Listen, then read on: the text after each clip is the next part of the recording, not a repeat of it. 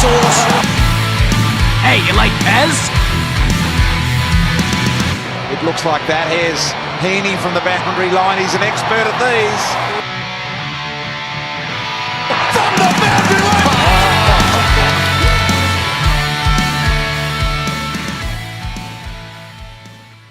Hello and welcome to Behind the Boundary podcast. I'm your host Pez and I'm here with Sauce, and we've got a very exciting show coming up, Sauce. We do, and I'm even more excited. I just looked at the NRL and Storm won 16-12, so I know that we're not an NRL podcast, but had a cheeky bit on the NRL. So they got a try in the golden point. In the overtime, yes, they did. There we go. Bit nervous if you're on the -1.5 there. I was on the -2.5, so I was very worried. -2.5, very good, because if you get a field goal, 1 point, no good. Not how we were meant to start the show, but I did a little bit of a cheeky look. No, if you're going to say that, Australia have just picked up the 9th wicket in the second innings, and India lead by about 68 runs. So Australia should chase down in the third test, but maybe 2 tests too late. Yeah, Lion, 6 for 57 beforehand. Hopefully he got that 7th one too. Maybe you can lean across on your TV that comes off the wall in every single angle and is the size of my house. I haven't even moved it to the angle. I should have moved it. And you're worried that the house might tip over how big it is.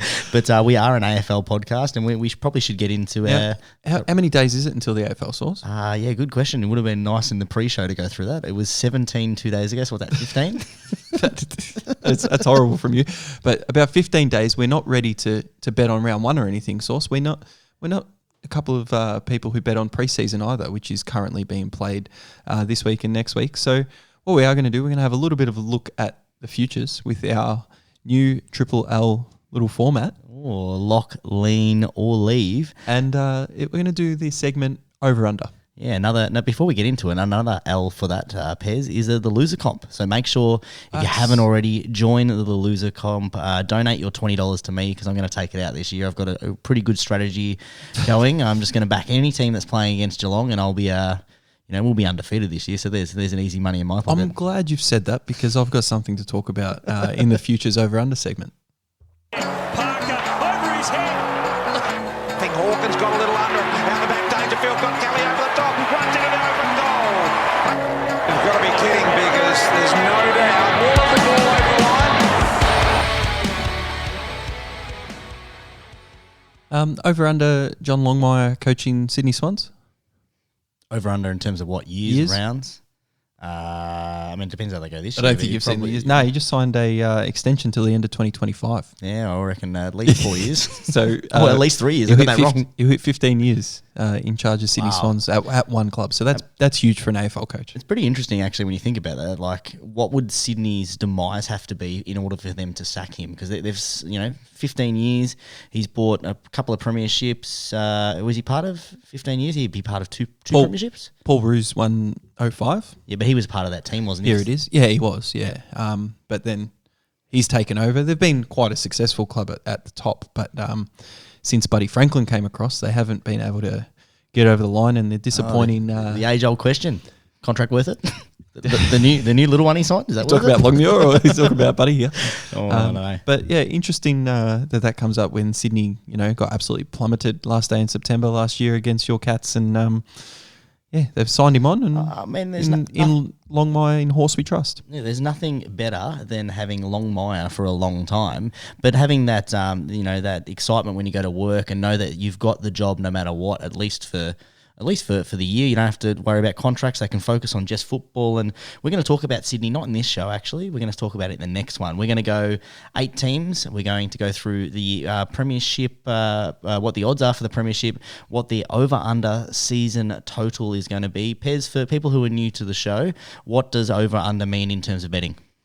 Yeah, so over-under, the betting agencies like to put it out a little bit. You can go over this amount of points or under this amount of points, and they usually put a cheeky 0.5 at the end, Sauce. So over 130.5, it means your team, or in total, both teams need to score 131 or more points.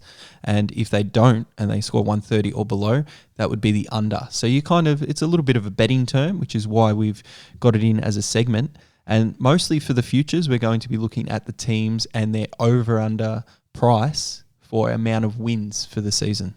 Correct. Let's start things off with Adelaide. So just so you can get through your memory, Pez, because I know that you didn't really no one really paid much attention to Adelaide last year. But 2022, they had 8 wins, 14 losses. They finished 14th. They currently have odds for the premiership at a whopping $81. If you're looking at in terms of where that is, it's about middle of probably towards the last 6. The biggest odds being 151 and the shortest odds being 550. Adelaide's over-under, Pez, for this season, 2023. First team off the list is 9.5 wins. Are you going to lock, lean, or leave?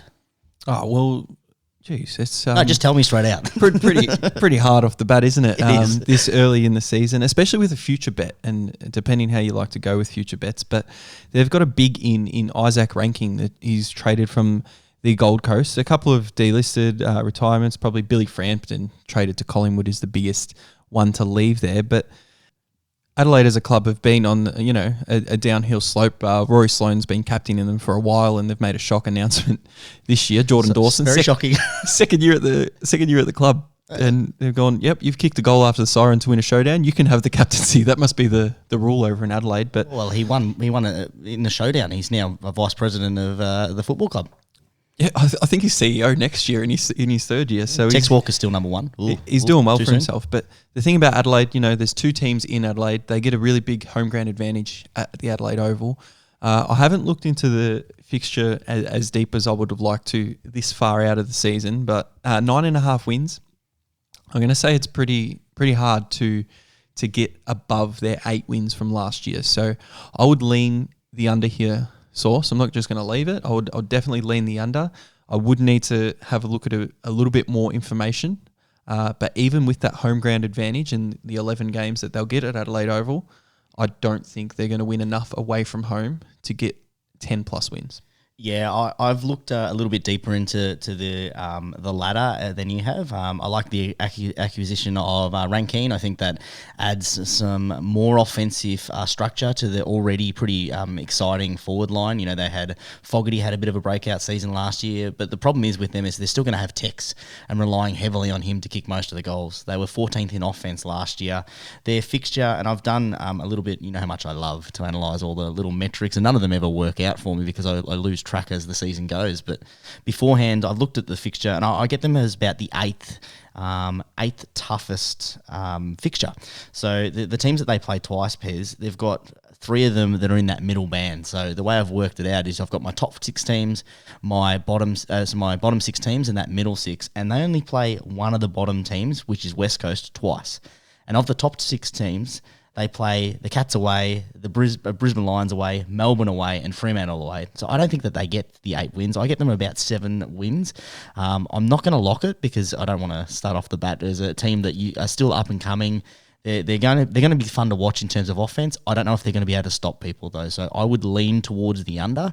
As I said, I think about 6 wins, but I'm not locking that one in first off the bat. Yeah, well, 6 wins in comparison to the 9.5. It's very close to a lock. I'm sensing in your voice. So it would be, but obviously, when they had 8 wins last year, they surprised a little last year early on. I think they'll get a couple of wins early, and it'll be if you're going to lean towards this or lock this in, you'll be worried early because they'll sneak a couple of wins early, and then they'll continue that growth. They'll continue. It depends what Rankine does to that forward. You don't want to lock lock too many in. We've got to go through 18 teams here, so you don't want to lock in 10 or 11 locks because the biggest expert ever on AFL, and just going to watch your money grow by the end of the season. So we're both basically leaning towards this, and if I actually think it's probably better to wait a little bit into this and then jump on the under. Wait till they've got a couple of wins there. If you look at the AFL fixture and analyse that, I think there's a good shot that they go well under. But again, I've got some other picks later on that I want to save some value to, so just a lean. Excellent. So if you're doing A, B, C, D or whatever, I'm going to guess the next is Brisbane Lions. Yeah, that's a pretty good guess. It's funny because you would guess that, and I went down on Sportsbet and it was Carlton. So it wasn't there. It was the 4th down on the rank. That's why I said it, because I thought you might have just gone to the next one. So Correct. There we've got Brisbane. So Brisbane are $8 favourites for the premiership. Their over-under is 14.5 wins, so quite high. Last year, after a bit of a disappointing regular season, You would they say finished so. with 15 wins, 7 losses, but they actually made it to a prelim and were a fair chunk away from an AFL premiership. But hey, prelim is speaks volumes in terms of development. Their big game was the semi-final before the prelim final that we went to source that prelim final, but Brisbane were just cooked out of touch there, and they just went down too early. But speaking of their season last year, they probably had one of the most disappointing seasons, where early days, like a couple of years ago, they surprised a few teams by winning a lot of games that maybe they shouldn't have won, and then they really put themselves out there as a premiership contender, but they actually, I guess, disappointed themselves and their fans by finishing 6th. They finished 6th, had a disappointing season in my eyes, but they still got 15 wins, 7 losses. Their percentage was up there at 120%. So this one here, they've put it down, Sportsbet, a little bit cheeky, down to $1.80 as opposed to the under $1.93, but over 14.5 wins is to go par or better next season. I think they're going to be a lock to make the top 4. So they've put in Gunston. They got Gunston from Hawthorn, so he's gone in search for a premiership. Dunkley's the other one who was going to go to Essendon the year before. Isn't he thankful that he played another year at the Western Bulldogs, Yes. Those bloody Bombers? But he's gone up there as well. Looked decent tonight in the preseason hit out that we watched 0 minutes of.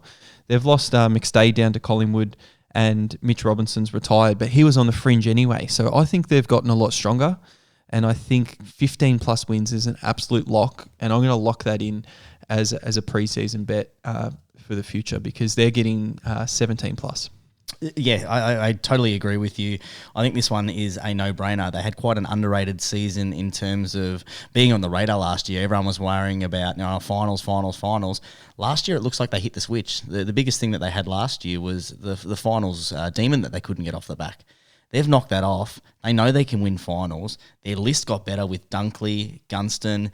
Will Ashcroft will come in as a ready-made, person into that midfielder who realistically is going to be the third person getting attention for a ready-made footballer. You got Neil, who's still in there, who's going to be dominating.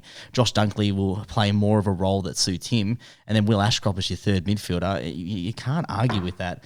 They get a decent sort of fixture as well, Pez, for a team that potentially finished 4th last year. In terms of the teams they play twice, Adelaide, Collingwood, Fremantle, Gold Coast and St Kilda. Of your top 4 teams of who I predict, they only play Melbourne twice. So one here, one away. Hey, so I didn't know that. I'm double locking it in now. But listen to this, Pez. In terms of the top 6 teams, Geelong, Sydney, Melbourne, Richmond and Fremantle, they play Geelong at the Gabba once, Sydney at the Gabba once, Richmond at the Gabba once and Fremantle at the Gabba once. You're got to be kidding. So I am How did they get that? absolutely locking that in, Pez. How do they get that fixture? I don't know, unless I've done something wrong, which which I do quite often. I reckon you might have. Maybe I have. That'd be a dream fixture. But that is a absolute dream fixture. Lock them in for top 2. I am locking them in not only Pez for the over, because I think they get about 17 wins. To make top 4, they're sitting $2.25. That is absolute value. To make the top 8, they're sitting $1.50. They are all things that you need to be hitting if you listen, and the data that I have that checks out, which Pez, I've done a little bit of research with it, definitely checks out. Yeah, intro show source that we did, I said bet less, but I want to lock in all 3 of those because that is money for VBs. That is money for BBs. It's that so is good. Absolute lock. And as I said, I may have 1 or 2 of those fixture things wrong because I was getting quite late going through the whole AFL fixture. B is the second one in the teams. But I'll double check it. But it's pretty I'll double check it over the next few days, and I'll pop that in as a lock for me. You tell me if I'm not allowed to do this. I'm going to lock in over 14.5 wins of Sportsbet, $1.80. Easy. I'm going to lock in that 225 to make the top 4, and I want to lock in a unit as well to make the top 8. Make it 2 units at $1.50. For people who are new to the show, it's very, very, very prominent that Pez actually follows my bet. So this is nothing unusual for him to jump on a winning bet halfway through. It's funny? I spoke about it first. I said 17 wins, and then you follow along Yeah, I and say know. I think they're going to get 17. But I had the stats to back it up, Pez. And for the listeners at home or the new listeners, we do find it very hard these days, Sauce, but we don't actually speak about our bets at all to each other before the show. So what I just said, Sauce heard for the first time, and then what he said, I heard for the first time. But, added a little bit of my stuff in because I'm the one that speaks first. So. Well, you can speak first on this one, Pez. I was quite high on this mob last year, and they had a pretty interesting season in terms of it became laughable the amount of injuries they had, and the way that they missed out on finals was again laughable. A sports bet have been a little bit cheeky with Carlton. Their over-under wins is 13.5. Over 13.5 is $2. The AFL Premiership for them to win it, Pez, is $9.50. Last year they went 12 wins, 10 losses, a percentage of 108th, and as we just mentioned, finished the Richmond 9th. Yeah, it's I reckon they would have been $1.10 a couple of times in the last 2 rounds to make the 8. Yeah. Like they were pretty much locked in there. So laughable. And it's a real Carlton thing to do. Like since the 95 premiership, since then they've pretty much been a laughing stock of the competition. They've been really poor for a really long time. Judd went to Carlton, couldn't do much there. Won him a final or two. And then since he's retired, they've actually got a really good young core. They've got Patrick Cripps, the Brownlow medalist. They've added in Blake Acres, and they've delisted players like McDonald and Nunes who were out on the edge anyway. And to all those people who said, "Oh, Jack Nunes is so good," remember he kicked that goal over in the West to win the game, and everyone was just fell in love with Jack Nunes. And I always said he just hacks the ball going forward. He's been delisted for a reason, but Blake Acres is a really good upgrade for them, and he'll add some run on the wing, which is what Carlton really need.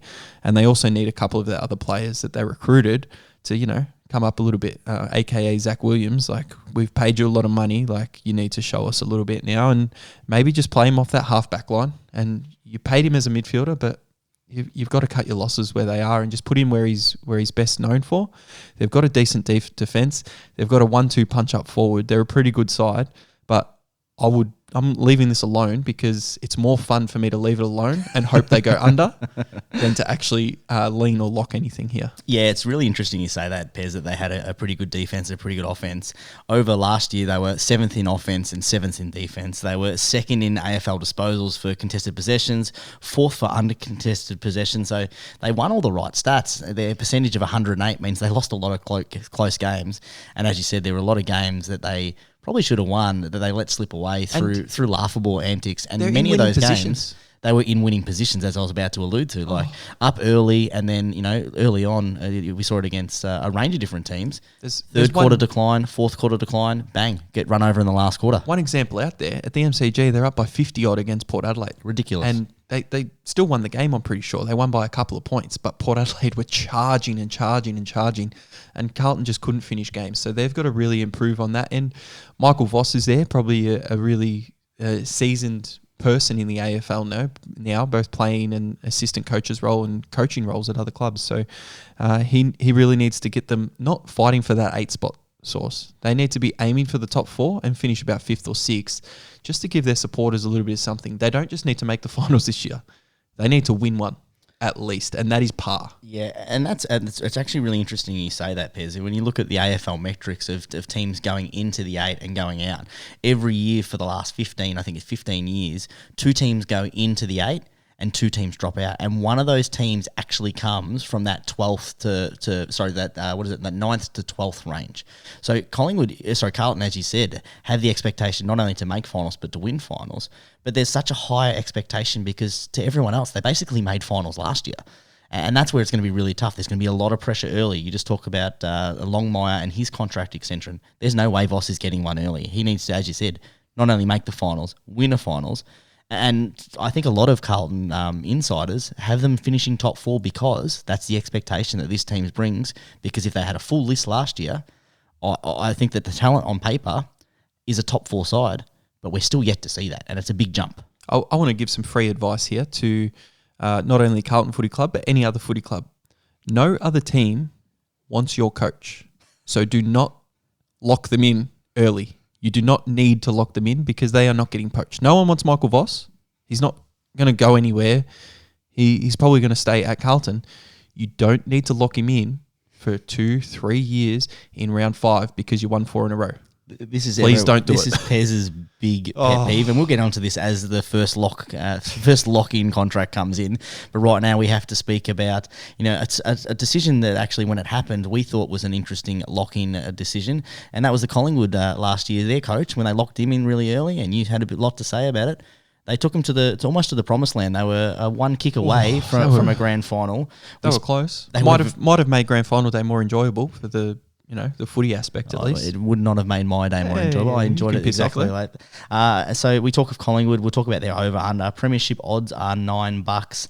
They are over-under 12.5 Pez at a really low $1.78 in terms of the over there. So people expecting them to go over. Last year, 16 wins, 6 losses, 104% 0.3, and fourth in the AFL. But I have a feeling we're going to go with this one, Pez, because there were 11 games, an AFL record last year, that were under 12 points or less, and many games that they won in the last kick. Yeah, it's a real interesting one because I think they've lost a lot. They've lost a lot. So Brodie Grundy and his trade to Melbourne, I still believe that even what happened, I'm not on the inner sanctum of Collingwood or whatever. If he was playing in that preliminary final against Sydney, I think they could have ended up winning that game. The coach has decided for whatever reason to play Mason Cox there as the ruckman and the forward. It's just not good enough. McStay comes in as a free agent from Brisbane. I don't think he's a top 1 or 2 forward. I think he's a really good third forward, which he's shown at Brisbane.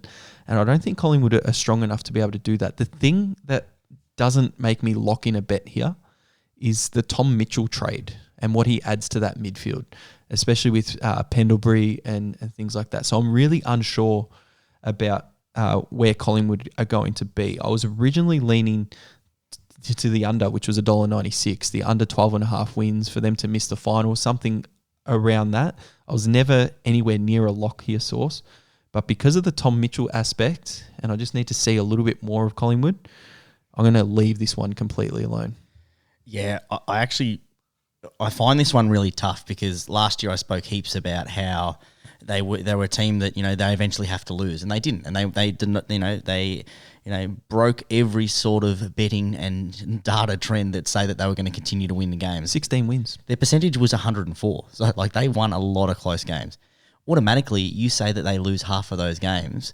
Well, then that brings them down to 10 wins, roughly about 10 wins. Half of those games under 10 points. So that's 5 wins there. And they go under that by 2. Now, as you said, their forward line, I think, gets a little bit better with McStay. That inclusion of him, he's going to be able to play more of a role where he can go forward and lean up, into that midfield. You got, next year of Dacos in there. You've got the inclusion of Tom Mitchell, so it gives Dacos a little bit more freedom to do what he's great of, coming off that back line. They've got a really tough fixture, Pez, in terms of analysts. The fourth hardest fixture. They play Adelaide twice, which is great because they're in that bottom 6, as I mentioned. They play Brisbane twice, Carlton twice, Essendon twice, Geelong twice, and Port Adelaide twice. So a lot of teams that are going to be fighting for that 8, and a lot of teams that sort of in that middle range. So I don't think that they're going to be able to do it. I really want to lock it in, and I really want to lock in them to miss the top 8 because I think there is great value there if they have a couple of injuries. What are the odds there? Did I miss that? You can get some value there, Pez, a cheeky 260 for them to miss the 8. And I think that's a little bit low for what I'd like to lock in. So I'm going to lean it. I'm going to lean towards the under. And I actually may look to invest a little bit later when the odds clean up a little bit. Question about without notice. Of course. How many wins do you think you need to make the 8? How many wins I think for you to make the 8? I think you're looking about anywhere upwards of 13 wins. Yeah. So last year the Bulldogs scraped in with 12 wins. Yeah. And then Richmond had 13 and then Brisbane 15 plus in the top 6. Collingwood's under is 12.5. So if they get under 12 wins, they're probably not making finals. So a better bet would be to miss the 8 at 260. Yeah, that's a really good point. So if you're thinking of the under $1.96, 12.5, stay away from that because if they don't get 12.5, say if they get 11 or 12 wins, they're a good chance to miss the 8. So 260 is a little bit better value there. That's a great, not only a great bet, great advice, but a great segue to missing the 8 because we've got a team that knows how to miss the 8. Definitely will be missing the 8 is in Essendon, Pez. You're not happy with Are you jumping on my bandwagon of the Essendon hatred? You know what? For the last couple of years, they've screwed me, and their list on paper for the last couple of years has screwed me, and I'm no longer a believer. I said this last year. Essendon last year, their current odds are sitting at 10.5 wins is what we're looking for. As this second show of the year, two of our biggest loyal listeners, Essendon fans, Collingwood at Essendon, and they're just, oh shit! Yeah, here we go again. Here we go again. So $51 to win the premiership, Pez, and last year stay away from that. I'll leave that. Last year they had 7 wins, 15 losses, 83.2%, finished 15th, and quite a disappointing season. But it probably even more of a disappointing off season as well. They definitely buggered up their coaching aspects in terms of what they did to Rutten. I mean, they're happy with who they've got now, but it was interesting. It was an interesting year for us. I don't even care about them. Who do they have now? Who's their coach? Couldn't even tell you. There's no interest. Who gives a shit, really? But Michael Hurley's retired, so I know he had some injuries and stuff. You're taking the piss though, because obviously it's Brad Scott. You're only saying that because he's an ex-North coach. Like it's a good appointment by the AFL. Yeah, the AFL had to put him in there, but well, they didn't get their man, and North got that. So ironic. How's this for a retiree? One of the most disappointing players I think I've seen in the last 10 years, Devon Smith.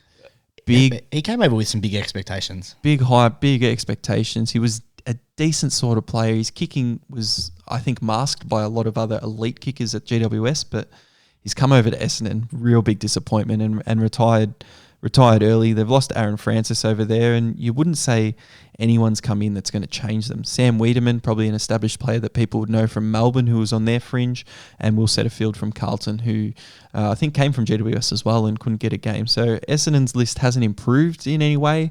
Their coaching panel hasn't improved in any way because I was a big Brad Scott disbeliever or whatever you'd call it anyway. And when you spoke about doing a future show Sauce, I was like, I don't like any bets. I've already locked in 3 and we've gone through 3 teams. And I want to lock in this. I want to lock in the under 10.5 wins because I don't think they can get 4+ more wins than last year. They're a debacle of a club at the moment. They're down the bottom of the barrel. They need some draft picks and lock that in at $1.76 for me. I really like that, Pez, as well. I'm not going to lock it in. I'm definitely going to lean there. I think that Essendon, for somehow, they build into their own hype. They came out and said, we're really ready this year. And, they're almost the old Carlton, we are coming, and, watch out for us. But they talk a big game, but every single year they seem to disappoint. I think that, Aaron Francis was actually a really big loss. I like the acquisition of Will Setterfield. I think he'll be able to play a little bit more in a role that suits him. In terms of betting, I lean towards the under, but I think that a better bet is a head-to-head bet, Pez. You can jump on Betfair, and at the moment, they're favourites sitting against St Kilda for more wins in order Essendon to get more wins than St Kilda. I like that. St Kilda at $1.80. Actually, sorry, that was Essendon. $2.04 for St Kilda to get more wins than Essendon. I'm going to lock that in. I think that is a much better bet because you get better value. Essendon aren't going to win those games. They'll probably get a little bit close to that, but I'm leaning towards the under, but I'm going to lock in, Pez, St Kilda to get more wins than Essendon. So say St Kilda get 8 wins, you probably can still win that bet. Exactly right. You don't need St Kilda to overperform or anything like that. Just looking at that market as well, I wasn't aware of this. Carlton, $1.83, Collingwood, $2. So if you think, Sportsbet have the line right, they've got Carlton sitting 13.5, Collingwood 12.5. You take Carlton at $1.83 there as well on Betfair. Decent markets there. There's a lot of markets out there that you can find if you look. So the AFL, as much as we've talked about how we don't love future markets because sometimes you can get injuries that affect. If you look at the NBA right now, if you'd bet Brooklyn to win the title at the start of the year when they had Kevin Durant, they've traded half their list away in terms of Kyrie Irving, and then they're going rebuild. They've got 0% chance pretty much to win the title. So, these other sort of markets out there, they're good to watch in terms of enjoyment because, I'm going to cheer against Essendon anyway, but if I've got a lock in for St Kilda, then I'm cheering even more for them to lose games, and all I have to do is watch the ladder, make sure that Essendon's under St Kilda, which I'm pretty happy that that's going to happen, but I don't have to worry about the actual total wins. Can I jump in and steer off course a little bit and give an example that backs up that point? Yeah, of course. In Exotics, AFL and Sportsbet, they've got this market that it's every year it's very good. Last team undefeated. Great bet. Geelong at the top are paying $6.50. Fremantle a second. Fremantle $8 a second. Melbourne $9. So it depends on their draw and things like that. But I would say that's a really bad bet, because what you can do, say you're going to bet $100 on Geelong at 650, just how about you put $100 on them to win round one? Whatever they're paying, it could be $1.30, and you win back $30. And then you can decide to put $100 on them to win round two, or you could decide to put that whole $130 to win round two. And then what you're trying to do is you're trying to get up to that $650 mark, which is what you would have won anyway. And once you hit that mark, it's like you've already won the bet, but you could still be going. And then if you were to lose that bet, you still lose the same amount of money, Source, is what I'm saying. It's a really good point, and especially if you're looking at, round one, Geelong sitting at $1.45. So if $100, you make $45. You make $45. You're sitting at $145. Well, you do that 3 rounds, and you've already got your money. You've doubled up your money. Whatever they're paying round two. Say they only have to win 3 games versus winning, 6, and you make potential that, lose. Exactly right. Exactly right. So definitely stay away from the last team undefeated market. But if you're interested in one of the teams, put your money in it in a different way. So hopefully I explained that well enough to the listeners to understand. Yeah. And you just keep backing it up the next week, and you don't have to put the full amount on it again. You can just go $100. You make 45 this week. You make 55 the next week. You go again, and then say you make 45, you make 55. That's $100, and then you lose your 100 in round 3. You would have lost the futures market $100 bet anyway, but you've made 100 and you didn't lose anything. So it's a lot better system in order to do the last team undefeated bet.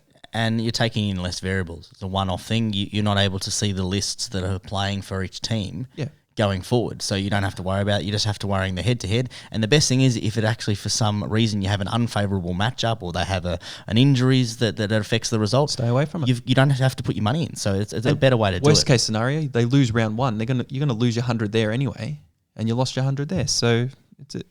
Same. Well, we definitely brought back some Essendon fans then, because that has been the longest segment of all the teams that we've put out there.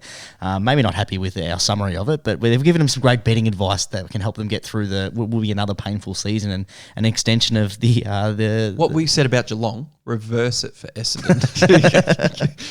All right, let's get on to the next team. A bit of a surprise packet last year, 2022. Fremantle Dockers, they had 15 wins, 6 losses, a draw, a percentage of 117. Their win total for 2023 is predicted at 12.5. Not predicted, sorry. The over-under, the bookies have it at 12.5. And their premiership odds are $13. They're an interesting team, Fremantle, because they have such a strong home advantage in Perth, but at the same time, they have such a disadvantage when having to travel every second week. Yeah, they've got to get better at winning those away games. But the big thing for Fremantle at the moment is their list changes, because they're coming in with a completely different side. Akers gone to Carlton. Rory Lobb's gone to the Bulldogs. Griffin Logue's gone to North Melbourne. Lloyd Meek's gone to Hawthorn. David Mundy retired. Darcy Tucker's also gone to North Melbourne. There's 5. Maybe 4 of them are in your best 22 every single week. And you're going to bring in, who are you going to bring in? O'Meara from Hawthorn, Luke Jackson from Melbourne, who was a big get. They've paid him big money. So Fremantle are just hoping they can continue to, grow around. You've got Brayshaw, who's elite in that midfield. You're going to try and win all your games at home, and then you've got to win some away. If they were to win, 9 out of the 11 at home, and then they've got to win another 4 away, I can't really trust it. I don't really have a lean for this 12.5 market here, because I'm not sure of the Fremantle list here, Source. I don't know how they're going to perform. I think there's too many changes to judge this early in the season, so I'm going to completely leave it alone. I just don't know whether Fremantle think that Luke Jackson is going to fix their problems. Like last year, they were an extremely great defense, but defense doesn't win premierships. And I apologise to do this, Pez, but as Ross Lyon and St Kilda and previous iterations of Fremantle know, defense don't win premierships, and adding a unproven forward in terms of Luke Jackson, which where I guess they're going to sort of play him, is exactly where they were last year with Lobb. Like maybe they've got a better forward, maybe. But I think it was one game against the Bulldogs. Lobb just kicked goals from every angle of 50 metres. So Luke Jackson, he's only got to win him 2 games and he's already better than Lobb. But yeah, similar. But you get my point is that I don't think that's what makes them, a difference maker in terms of 12.5 wins. So the bookies are saying this team is going to be on the cusp of making finals. If we look at the analytics I've got here, I've got them as the 5th hardest fixture. They play Brisbane twice, Geelong twice, Sydney twice, and the Doggies twice. So teams that made the 8 last year, the teams that they play twice down the bottom, Hawthorn and West Coast. So there's 4 wins. The unfortunate thing for them is they play Melbourne at the MCG once, Richmond at the MCG once. They're going to play a lot of teams at the MCG, and they've also got 2 games against West Coast, but they're not really home games, are they? Because they're going to be at the West Coast venue. Now, the West Coast are not a team that's going to be on the rise. Same venue, you should say 2 wins. You should. So I'm going to lean towards the under, Pez. Okay. And I'm going to do a little bit more analysis of this list because you're right. There is a lot of players that came in and a lot of players that went out, and you can't really see what they're going to look like. I'm actually going to go back and watch their preseason games and see how they go. And looking early, once I see how they play, I might go on the under or them to miss the 8, which would be some pretty decent value as well, I would assume, Pez. Yeah, well, the amount that went out, you've got to say there's going to be a bit of a change. And can you really trust Jago O'Meara to come in and replace some of the stuff that they lost? Like he came from Gold Coast as a big pick. He wasn't really that successful at Hawthorn. Like, can you trust him? Knee reconstruction. So he's going to be required to do a lot too, because we know that Nat Fyfe doesn't play full midfield. And yes, he's doing well, but we know that he's going to leak forward. That they're going to be looking for any sort of opportunities to score. And as you mentioned before, we talked about the odds, what it was for them to miss the 8. $2.10 to miss the 8. So if you're thinking about the under, you'd be better to hit the $2.10 for them to miss the 8. And as we said, 12 wins is roughly going to get you in. They underperformed 12. They're not making the 8. So there's a little bit of value for you. Okay, so your one... I'm going to lean towards the under at $1.93. And once the season starts a little bit, which will be hard, because even if they win games, I'm going to see how they're playing, because they should win a couple of early games. Like as we saw before, they're sitting at $8 to have a... To go the longest undefeated. So they have a pretty favourable fixture early. It's later on where they travel away and they come into the business end. Okay, so definitely not worth putting the under now because they've got an easy fixture forward. Definitely wait for that one. Yep, there you go. All right, the next team we have, Pez, is we are looking at a team that I couldn't remember. I forgot these. Geelong Cats. They had a great season last year, 2022 Premiership. 18 wins, 4 losses, extremely dominant through not only the grand final, but for most of the year last year. And they had a very busy off-season. Before we get into that, Pez, I should really talk about what they are doing in terms of the odd markets. They're sitting $5.50 as the standalone favourites for the premiership, and their wins is identical to last year, 15.5 wins at $1.80. Yeah, definitely. And if you're going to look at the premiership odds, I think they're $6.50 on Betfair. Also $5.50 sports bet. Sorry, I've been using sport bet for all this. Yeah, so I'm just saying, if you are a person that likes to put on a premiership bet for later on, don't use, say, Sportsbet or any of the popular ones. If you do go on Betfair, it's punter versus punter. You can get around $6.50 with a 5% fee, and you'd be able to really cash out a lot easier if you need to at any stage during the year by laying that bet. So cool. If you need to know anything about that, at Behind the Bound on Twitter, DM's always open. So Geelong, a lot of list changes. You lost the captain. Joel Selwood retired on a high. Beautiful moment, beautiful scene on grand final day last year. But now he is gone, and no matter what, you can't replace him, obviously. Sean Higgins, did he play in the grand final? Yes. Dalhouse? No, Sean Higgins didn't.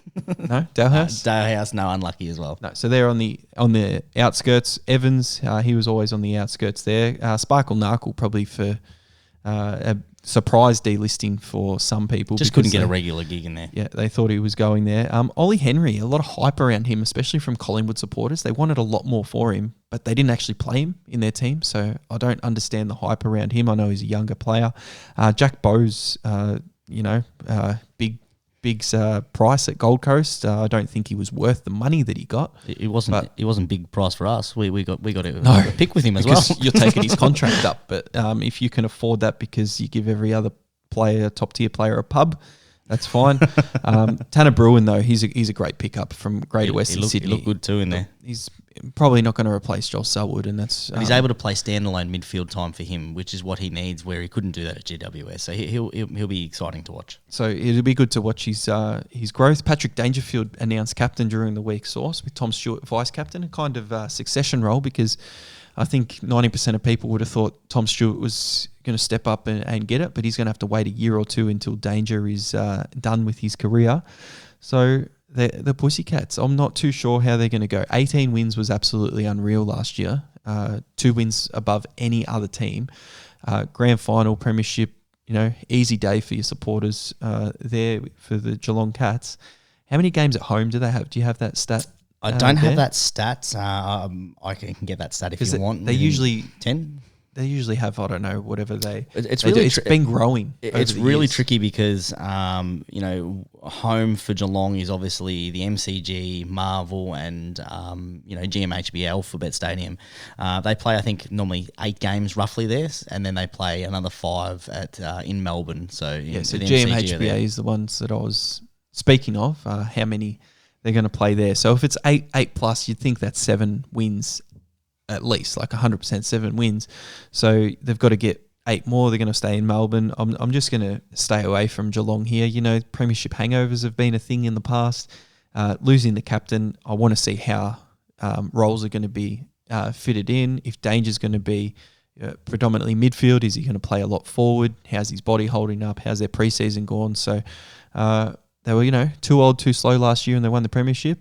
So you can't write them off, but I'm not leaning either way, so it's a big leave for me. Yeah, I'm leaving this one, which you're probably surprised in, Pez. I think the listeners are surprised, not anyone else. I think all the analytics would point towards them actually the over quite comfortably. We talked about the obvious home ground advantage, and they're very similar to Richmond and Collingwood that don't have to leave the state that often, because sometimes an away game is down the highway 45 minutes. But in terms of their draw, the teams that they play twice, Pez, they play Sydney twice. And that's the teams from the top 8 that they play twice. The top 4 last year. They play Collingwood twice, Essendon twice, Freo, Port Adelaide, and Western Bulldogs twice. So quite a nice fixture there for them. Let's hope you get your data from the right spot. No, the doubles are definitely right. It's the other part that I have a little bit of trouble with. So 10th easiest fixture of 10th easiest for what I have for them, or 10th hardest. Sorry, is probably a better way to put it. They play Sydney at the GMHBA Stadium, Melbourne. They play Melbourne once next year at GMHBA, which is a top 4 side, so that's a great win for them. And then they play Richmond once at the MCG, which is where they normally play them. I don't think there's enough value here to have Geelong in anything. Probably the only thing that you might want to do, if you're going to hit the over this 15.5 wins, you'd actually be better value putting it $3.60 to them to win the minor premiership. Because that's the only way you're going to get value. They're sitting $1 to make top 8. They're sitting $1.30 something to make a top 4. And I'd say it's definitely not worth putting your money down at $1.30 to make top 4, because anything can happen, as we know. So, I would agree with you. I do to leave that alone for now. Put your money somewhere else where there's actually some value, and you can lock it in somewhere else. Yeah, the only time that this would be value is if companies put out promotions for premierships and they go, we're going to give you $10 odds or $100 odds for everyone, and then you need to jump all over Geelong because they are very clearly the outright favourite, probably then Melbourne or maybe one of the other teams you believe in, but you're always jumping on the best team and a reigning premier. After the old mates at Bet-R really stuffed up their whole launch. You weren't stuttering then either. They're called Bet-R. They're worse than everyone else because they stuffed up big time there. They definitely. We were profitable in the. Oh no, I was profitable in the World Cup, but you were pretty good. I was profitable in the World Cup. I had both. both teams in the final. I didn't even watch the final. I did because it was a really enthralling World Cup. But it was one of the best of all time. You just ran with your money. You didn't even hedge or anything, and you just went, yep. Bang, Argentina. In terms of betting Lionel strategy, Messi. It wasn't great, but in terms of excitement and 3 a.m. wake up, it was great. Yeah. And I was waking up 3 a.m. in the World Cup. I don't usually watch soccer at all, not EPL anything, and the World Cup always for some reason just has me hooked. I mean, it's a world game. You got to love not only the world game, but it's the national pride that gets stayed with it. But anyway, talking about pride, this is going to be a big year for this team because it's it's do or die for them. Last year, miraculously, Pez, they had their best season ever. 15 years after they've entered the AFL. The Gold Coast Suns we talk about. For them, their premiership odds, Pez, are not great for a team who just came off their best season ever at $51 to win the premiership. They sit over under 10.5 wins. The over is $1.79. So the bookies think that is probably on more of the ladder. Their 2022 season, 10 wins, 12 losses, 102.3%. So a lot of close games. They finished 12th. Yeah, like what are you going to say? Like they haven't got anything. That one year when Gaza did his shoulder and he was carrying them to the top 8, that would have been good for their history. But it's all spoken about here. 10.5's really tough because they lose Isaac Rankine, who was definitely their most exciting player and a reason to tune in and watch the Gold Coast Suns last year. They don't really improve a lot. They grabbed Ben Long from St Kilda. Who's tough in and under player, but he's not going to kick the lights out and win games off his own boot type thing. So they don't really improve. A lot of teams around them do improve a lot. I think they do improve, not through list acquisition, but actually through the people they get back. They get King back, hopefully he's had a good season. If you're going to count him as an in. But they also would get Lockie Weller back, who was injured halfway through the year. He was having a stellar year. There's 2 big ins to them if they stay healthy. They have consistency in terms of the teams. Like, this is their 3rd or 4th year. I like that they didn't go and get other people in because they were able to keep that, continuity together, and that hopefully that bond of the Gold Coast Sun and the Surf hopefully will lead towards, their best season of all and hopefully finals for all their fans. Oh, they're going to want to hope because, Bose and Rankine, 2 of their best 22 players. Bose wasn't getting in there. He wasn't getting in the game. He's getting a game. No. He's playing in the best 22. He's playing for your club and you don't even know anything about him. You wouldn't even know what he looks like. Talk him down, mate. But yeah, there we go. So, wouldn't even know what he looks like. He looks great in the hoops, mate, I'll tell you that. You haven't even watched the game. It's been on over there. So what we are talking about is the 10.5. And I'm definitely leaving this one alone. I'm not touching the Gold Coast Suns. In previous seasons, sometimes they've looked really good for 3 rounds and they've won 2 or 3 of those games and then fallen by the wayside and won between 6 and 9 games for the season. I'm definitely not going near the over 10.5, but I'm not going anywhere near the under 10.5 either because I can't trust anything. I literally had them in my ladder prediction with 10 wins, so it's way too close to tell. I'm really hoping that they make that jump and they make that move because they are exciting and you want to see success in Queensland because it's something that all sports have been trying. And that'll be Brisbane. Yeah, probably. It'll be success in Queensland. They definitely will. All right, let's get on to the next expansion team and next in the alphabet, the GWS Giants. Pez, a really disappointing not only year, but the last couple of years after that grand final. They sit at 101 odds for the premiership, over 8.5, so very low. Their bookies do not expect much of the GWS Giants. Pez, last year they had a disappointing season, as I said, 6 wins, 16 losses. They finished 16th. And they had some pretty big departures as well. Yeah, 5 players from their best 22, I'd say, gone, and no player that they picked up, as we know of right now, going to be in their best 22. So you've got Taranto, who's gone to Richmond along with Hopper. You've got Bobby Hill, who's gone to Collingwood. Tanner Bruin, we spoke about before, gone to Geelong. And De Boer retired as the main tagger. So they can only get worse. I know around their talent's going to get a little bit better. They locked in a couple of long-term contracts in Canelio and Kelly and things like that. But I just can't see them doing too much more than last year. They were so disappointing, finishing 16th with 6 wins, and you're expecting them to get, 9 to win this bet? I'm not even going to bet that they go below that because the amount of talent, even though they've lost those 5 players, the amount of talent that was in that list that can pop up and they can, win some games against some lesser sides. You just don't know what's going to happen. It's too early to call in the GWS. Maybe round 3 or round 4, you have a look at it again. But I'm leaving this one as well. I actually think this one's really easy. I think this is a lock for the under. This team is still considered, not in terms of the bookies, but everyone's still looking at this team like they're ready to explode. As you said, their talent got it it went away because they traded it away because they had to, because it wasn't working.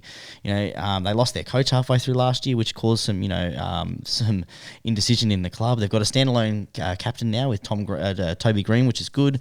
Tom Green will start to get some more midfield time, but to me, they're at the start of a rebuild, this team, and I know that everyone doesn't want to believe it because they were everyone's second team when we were painting the town orange, but I think they are a lock to go under here, Pez. I'm locking them in, but also a little bit of cheeky value as well. That I think if you believe what I'm saying and they start to really lean into this rebuild, because they know that the AFL will back them in terms of a draft pick, I would be jumping on also the least wins for them to finish wooden spoon at $14. A little bit of cheeky value, but I think that's a good little pick because I don't see how they're going to win a lot of games. Their fixture isn't great either. They have no home ground advantage. They suck when it comes to playing in in the heat and the cold and anywhere realistically. So the over under, and you can tell that I've been burnt from them in the past, haven't you? They're a team that I wanted to believe in, but I'm going the under, and I'd be hitting it hard. So under 8.5 at the $1.91. Lock that in for me. Yep, you've said the price there. We'll lock that in. We'll get that on the little futures tab, and we'll obviously talk about the futures at the end of the season there, Sauce. So a couple of units, just the one unit on that, yeah? Just the one unit on that one. Lock Beautiful. that in. Beautiful. We'll take You're writing that. this down, are you? Keep me accountable. Oh, no. I just saw you click the little thing. Yeah, I know. It's a lock, so we have to keep track. We're the most accountable AFL podcast out there. Or I just saw you push something on your laptop. I thought, geez, he's making sure he's come back to round 5 when they're undefeated. I've got to get the locks right, because when they hit their fifth win and they haven't got over 9, and you go at the end of the season, I think I bet on this. You want me to be right, don't you? I do. I want you to be right. So speaking of 5 wins, Hawthorn's over-under for the next season is sitting at 6.5, so quite low for them. They had a very disappointing season. Well, not probably disappointing. They're a team that's really in the rebuild. $151. $151 for the premiership. They are equal bottom with North. Last year they had eight wins, 14 losses. I think they surprised a couple of people last year with how well they performed, but they had some pretty big losses over the offseason. Oh, very, very big. You compare them to GWS as well. So Ben McAvoy's retired from them premiership ruckman. Jack Gunston, who's been a dead-eye dick forward. Tom Mitchell, who's been their best midfielder for a while. Jaeger O'Meara. Tom Phillips, who's been delisted. He's just not in the picture for the rebuild, but gave him some run off half-back last year. Liam Shields is also retired. He's been in there. Hardigan's been kind of a fringe player, but a lot to lose. Not a lot to come in. Yeah, 1,161 experienced games they lost. So how many games they win last year, did you say? We've got 8 games last year. They lose all of that experience. They're actually going into the rebuild. Sam Mitchell, he's going to have another year of pain and rebuilding, because Jack Gunston, he won him a game down in Tasmania last year. So if he's not there, he doesn't win him that game. That's down to 7. And I'm sure McAvoy, Mitchell and O'Meara would have won him at least one more. So I'd nearly be keen to lock in the under here, Sauce, but I'm just going to lean it as now. If you are thinking about the lock pairs, I think it's important to know that some of the wins that they had last year, and where the bookies are, why it's up as high as it is because they beat Brisbane last year, they beat Geelong last year. So that's not happening, right? That's two fluky sort of wins. They did that early on. They lost to Collingwood by 4 points. Right, and they lost to Carlton by a point and Melbourne by 10 points. So all those close little wins there were because of those experiences. They're going to lose those. So they're not going to sit around 8 wins. That already brings them down to 6. They're going to get blown out a lot, Pez. So I think that you are smart to lean towards the under. I'm definitely leaning the under. But it's hard. It's hard when they're as bad as they are. It's something that I'm leaning. I want to see a little bit more. Carl Amon comes into a basket case rebuild sort of team, and he's just going to rack up possessions on the wing and kick it forward and have no one there. So it's the closest thing you could be to a lock. And before the season starts, I might lock it in. But $1.90. So you got the padlock closed, but you just can't remember. Well, it's not closed you yet, don't have open. the key. You don't have the key. You don't need the key to lock it. Oh, okay. Yeah, good point. Just click it in. You need it to unlock it. But I'm gonna.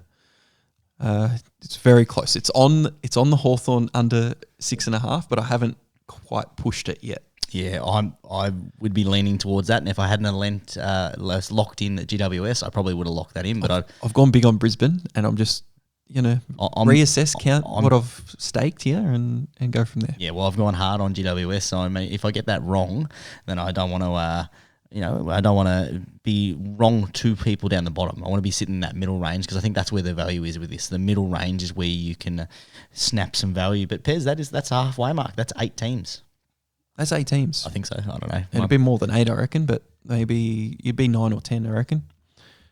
Yeah, but probably. I haven't got the exact here. I've got everything else mapped out. But so the plan of attack moving forward, we are going to go through the rest of the teams in next week's podcast. And then the week after Sauce is our round 1 pod. So that's 3 pods already before that round 1 pod. How good is that already? We've got our intro show. So if you haven't heard that yet, we've got a new structure building in, which we've already spoken about with the locks and the leans. So let's just get on board. At Behind the Bound on Twitter, follow along, jump along for the ride of AFL 2023. What do you find a lock out of the first teams that we just went through there? Do you agree with what we've said so far, or are we just way off track? We'd love to know about it, because we'll call you out, or we'll call ourselves out at the end of the year if we're wrong or you're wrong. Exactly right. Make sure you jump on, and as Pez said, follow all through our social media streams. Follow us on all good podcast providers. Leave a 5-star rating. Make sure you jump on a comment. That helps other people find us, and people who share the value. And make sure we share all our value tips, and share the excitement. And also, don't forget, if you haven't already, join our annual loser comp. Last year we sat at $1,100 for the prize money. We had 55 entrants. The banter was strong in the group. All positive things, and another way to attack the 2023 season. It's the way of the future to do tipping. It's off your normal tipping comps. The them. loser comp is where to be. You're not doing normal tipping this year? Yeah, I will. Yes, but definitely make sure you jump on, give us a follow, make sure you join, and look forward to our next pod, as Pez says, next week. Get around Behind the Boundary. I'm Pez. Peace out. I'm still Sauce. We'll catch up next time.